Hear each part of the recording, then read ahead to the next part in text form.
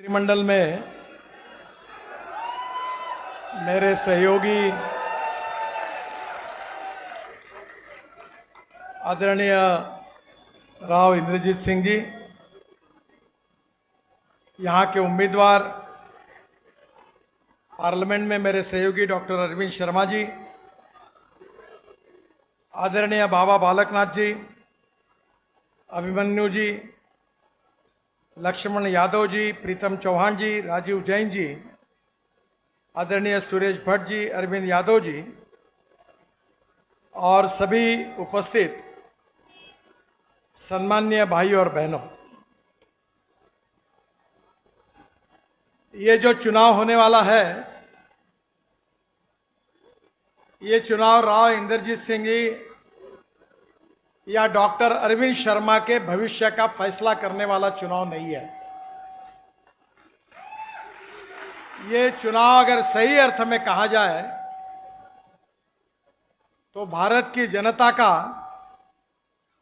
और मेरे सामने बैठी हुई जनता के भविष्य का फैसला करने वाला चुनाव है।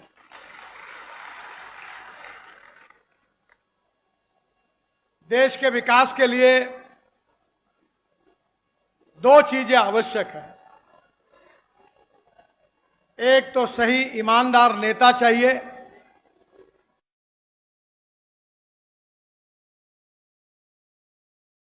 और सही नीतियां चाहिए।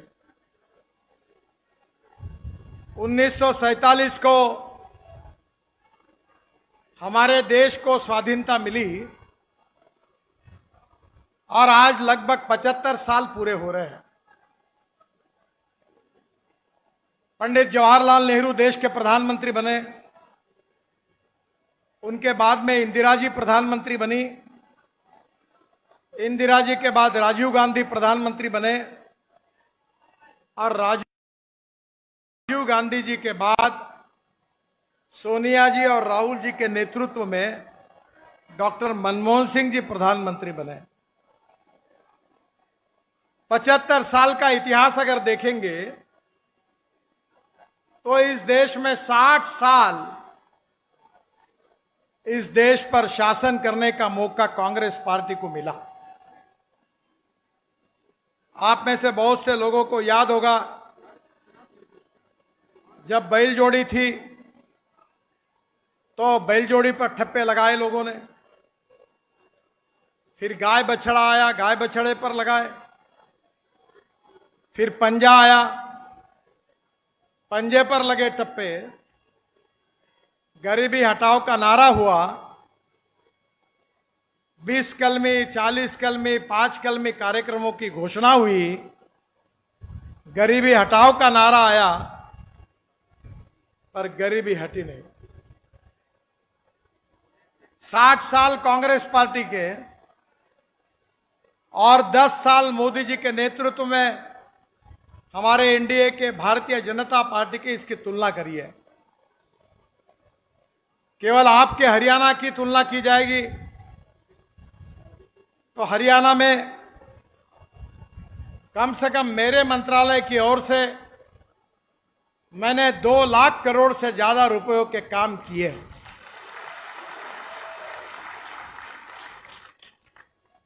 वैसे ये जो सब काम हुए हैं,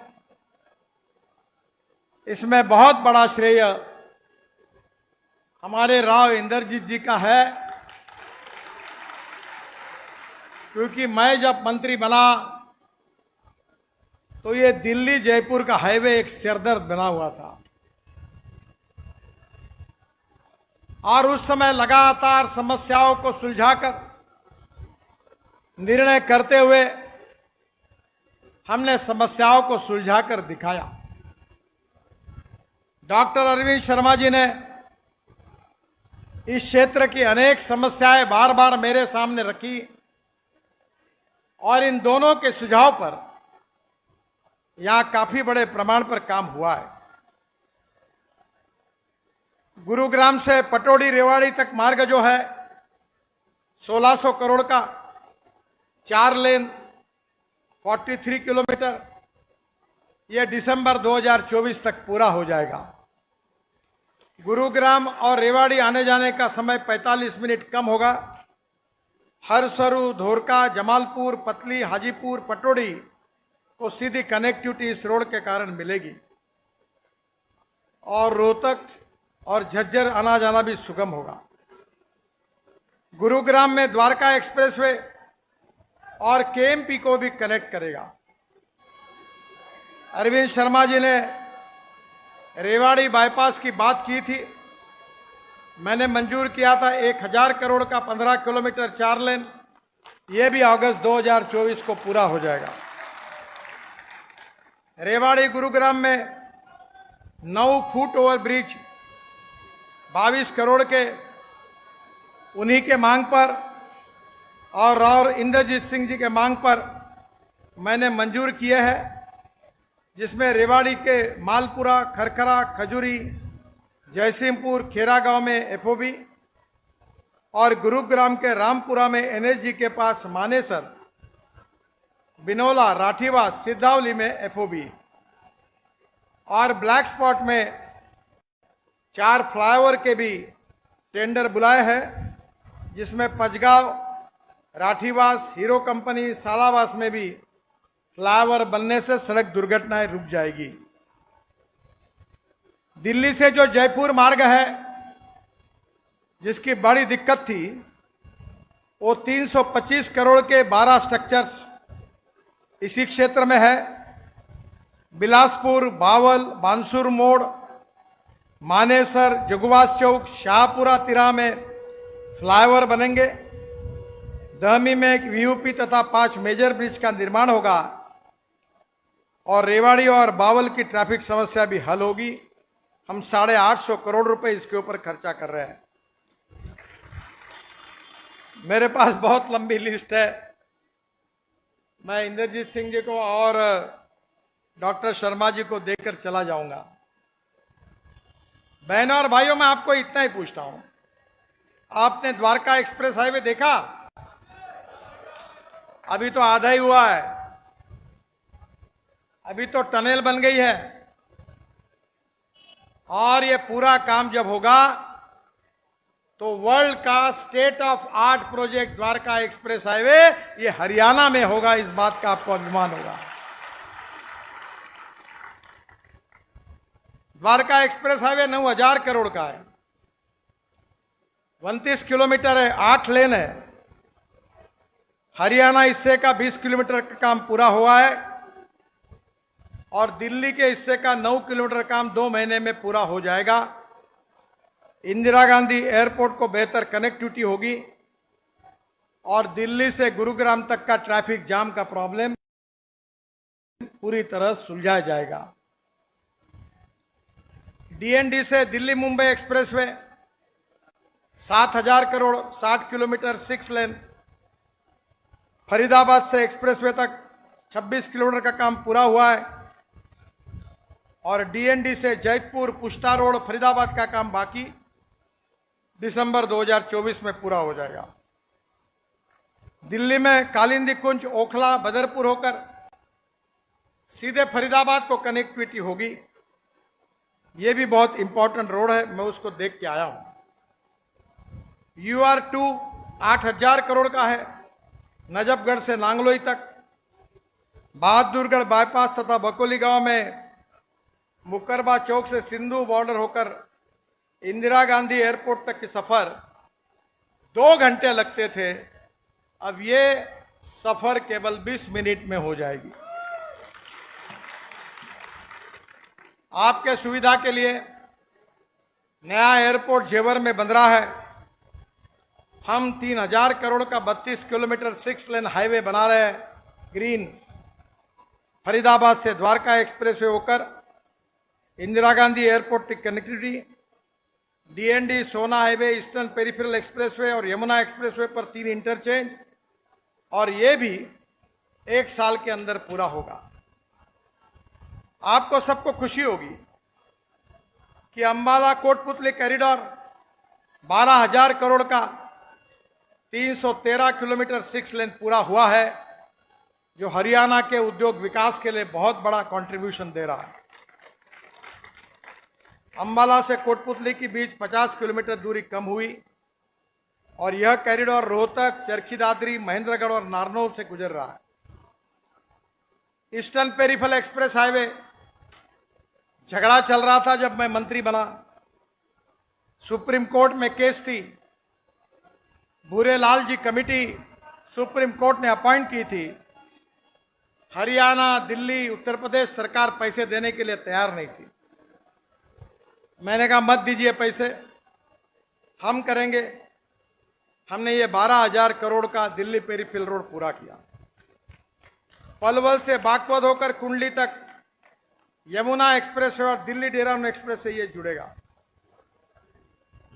मेरे पास Delhi Mumbai express highway 1 lakh crore, Delhi Katra expressway 40,000 crore, Dwarka expressway 9,000 crore, Ambala Shamli expressway 4,000 crore, Ambala Chandigarh expressway 1,700 crore. ये बड़े प्रमाण पर ये सब काम हरियाणा में हमने किए और कुछ काम चल रहे हैं। ये सब किसके कारण हुआ? क्या इसका श्रेय मुझे है? मोदी जी को है? राव इंद्रजीत सिंह जी को है? इसका श्रेय अगर सही अर्थ में किसी को है तो मेरे सामने बैठी हुई जनता को है।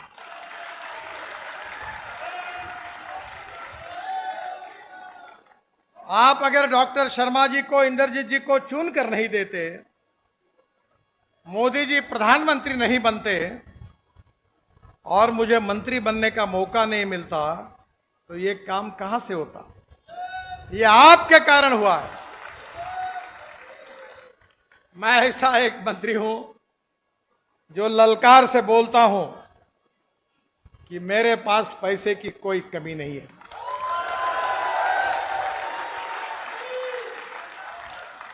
जो कहता हूं वो डंके की चोट पर करता ही हूं।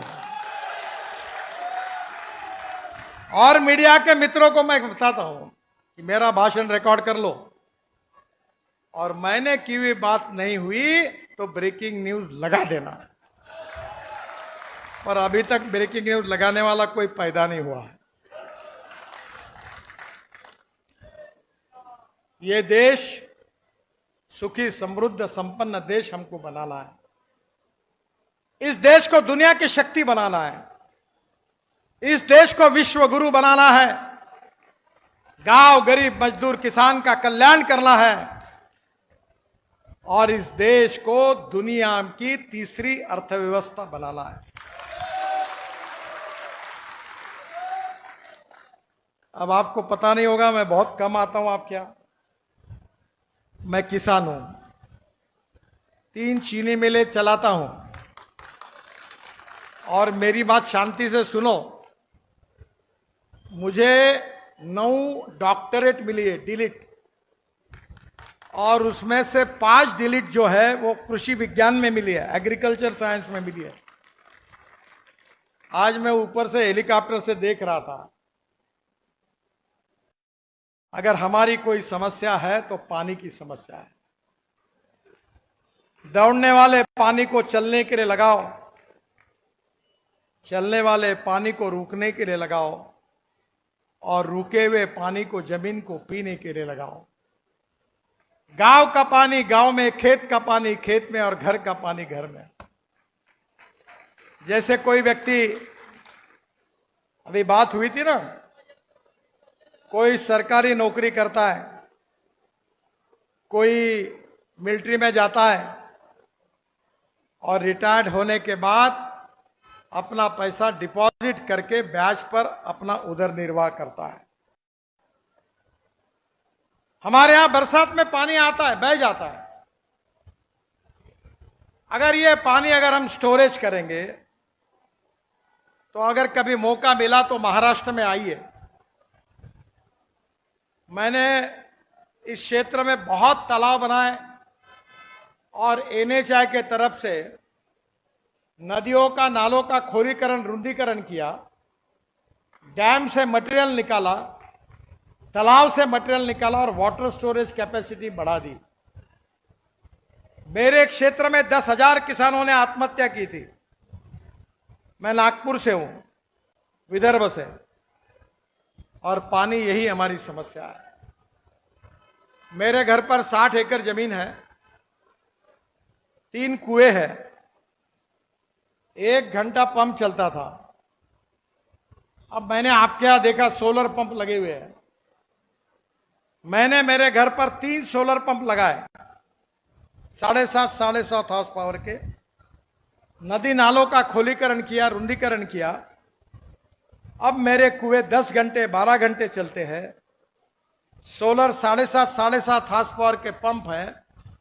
मेरी पत्नी एमएससी है, वो खेती करती है, और आपको ताज्जुब होगा कि मुझे 1 एकड़ में 88 टन गन्ना हुआ और 1 एकड़ में 11 क्विंटल सोयाबीन हुआ, अवार्ड मिला।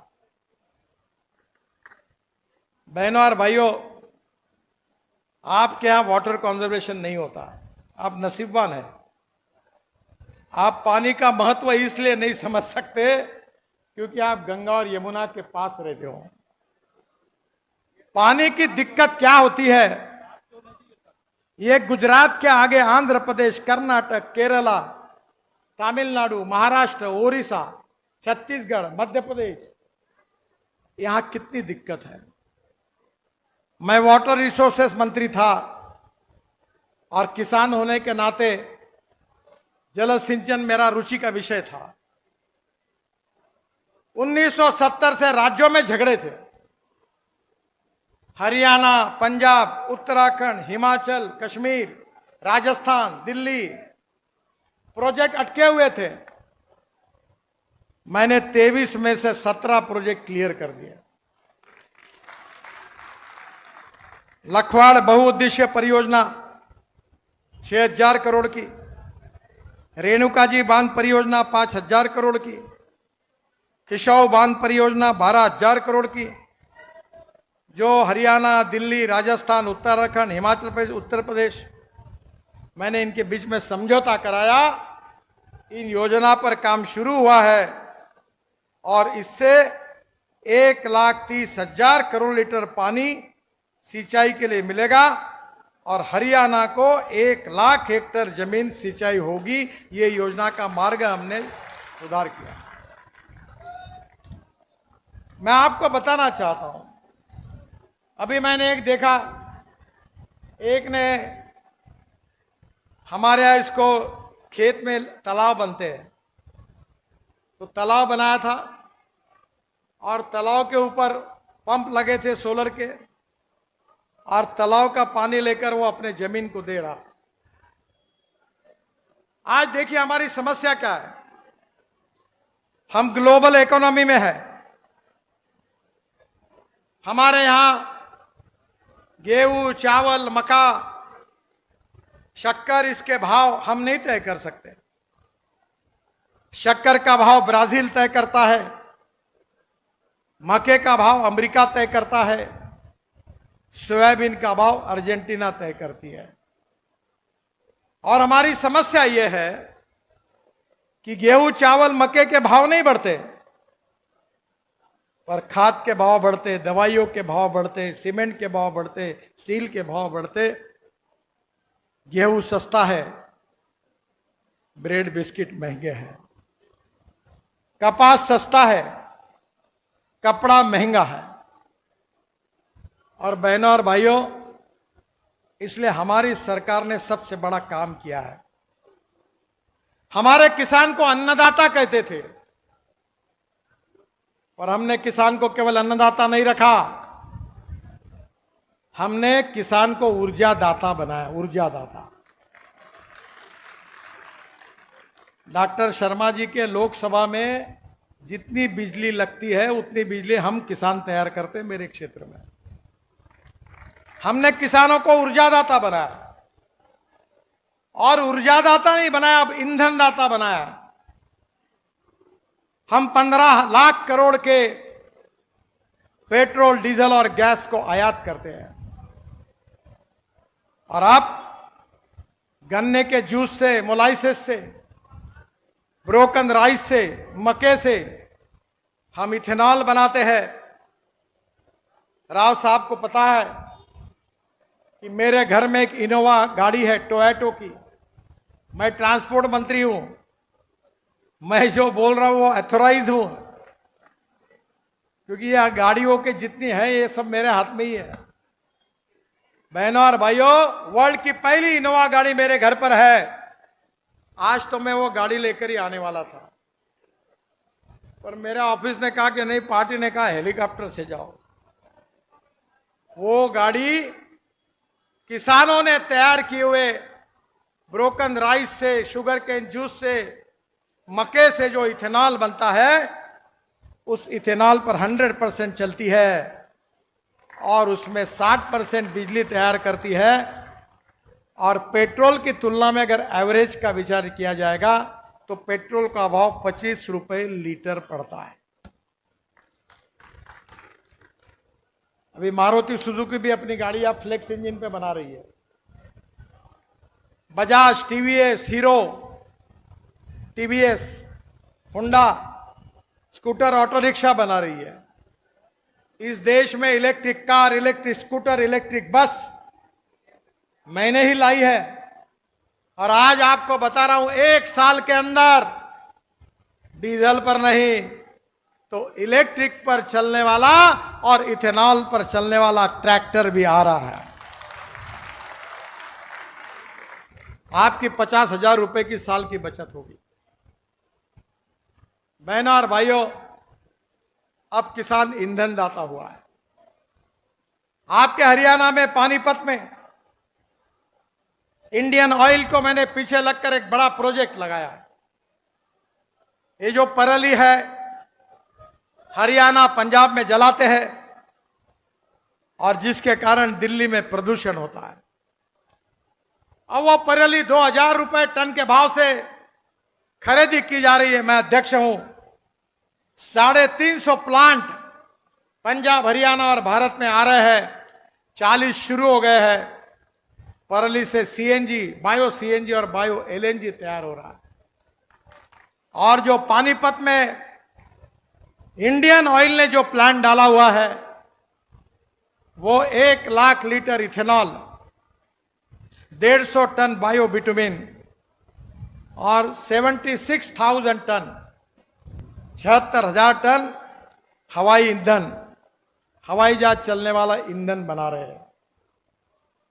इसके बाद दुनिया के हवाई जहाज हिंदुस्तान के एयरपोर्ट पर इसलिए आएंगे कि हमारा किसानों ने तैयार किया हवाई ईंधन सस्ता होगा।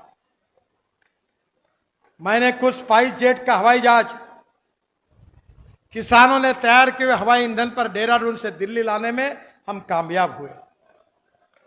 एयर एशिया का हवाई जहाज चला तो किसान केवल अन्नदाता नहीं, किसान केवल ऊर्जादाता नहीं, किसान ईंधन दाता बना। अब किसान हवाई ईंधन दाता बन रहा है और बिटुमिन दाता बन रहा है। यह हमारे सरकार ने किया है। बहनों और भाइयों, गांवों का विकास करना है, देश का विकास करना है, गरीबी, भूखमरी, बेरोजगारी को हटाना है और गांवों को समृद्ध और संपन्न बनाना है। केवल स्मार्ट शहर नहीं, स्मार्ट विलेज भी बनाने हैं।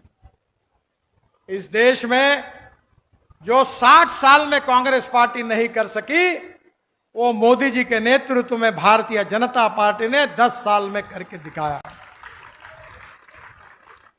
और इसलिए मैं आपसे अनुरोध करने के लिए आया हूं कि आपके क्षेत्र के विकास के लिए आदरणीय डॉक्टर शर्मा जी ने आपके विकास कामों के लिए लगातार मेरा पीछा किया और ये काम करके दिखाए। राव इंद्रजीत सिंह ने हमारे दिल्ली, जयपुर से 10 साल से सब काम बार बार मेरे पास कम से कम 25 बार, 30 बार वो आए होंगे। और राव साहब बताएंगे कि मैंने उनको 1,000, 2,000, 5,000, 10,000 करोड़ ऐसे दिए। कभी मैंने नहीं कहा। मैं मजाक में कहता हूं कि जैसे द्रौपदी की थाली थी वैसे एक थाली मेरे पास है। आप मुझे ज्यादा जानते नहीं हो, मैं 95 में मुंबई में मंत्री था, तो मैं समुद्र में, आप कभी मुंबई जाओगे तो आपने देखा होगा एक वर्ली बांद्रा सीलिंग प्रोजेक्ट मैंने बनाया, 55 उड्डान पुल बनाए, पुणे मुंबई हाईवे बनाया, एक्सप्रेस हाईवे बनाया। मेरे पास 5 करोड़ रुपए थे, पैसा खड़ा किया और हाईवे बनाए, पैसा चुका दिया। अभी मेरे इनविट मॉडल में मुंबई स्टॉक एक्सचेंज में मैं गया था, हमें पैसा खड़ा करना था, 7 दिन का टाइम था, 7 घंटे में 7 टाइम्स ओवर सब्सक्राइब हो गया, पैसे की बारिश आई। इस देश में पैसे की कमी नहीं है, इस देश में ईमानदारी से देश के लिए काम करने वाले नेताओं की कमी है। मैं 10 साल में 50 लाख करोड़ के काम कर चुका हूं। कोई माई का लाल कह नहीं सकता, कोई कॉन्ट्रैक्टर कभी मेरे पास अपने कॉन्ट्रैक्ट को क्लियर करने के लिए मेरे घर पे आने की किसी को जरूरत नहीं पड़ी। 1 रुपए का करप्शन नहीं हुआ, क्योंकि हमने ईमानदारी से काम किया। हमारी इतिहास, हमारी संस्कृति, हमारी विरासत हमारी प्रेरणा है। हमारी मातृभूमि, हमारी मदरलैंड, हमारा देश हम सर्वोपरि है। हम 2-4 रहे न रहे, तेरा वैभव अमर रहे मां, ये हमारा विचार है। हम देश के लिए काम करते हैं, गांव गरीब मजदूर किसान के लिए काम करते हैं। और मैं तो 75 में इमरजेंसी नहीं आती तो राजनीति में नहीं आता। जयप्रकाश जी के आह्वान पर राजनीति में आया, स्टूडेंट लीडर था। जॉर्ज फर्नांडिस और अटल बिहारी वाजपेयी जी का मुझे यंग एज में बहुत प्रेम मिला।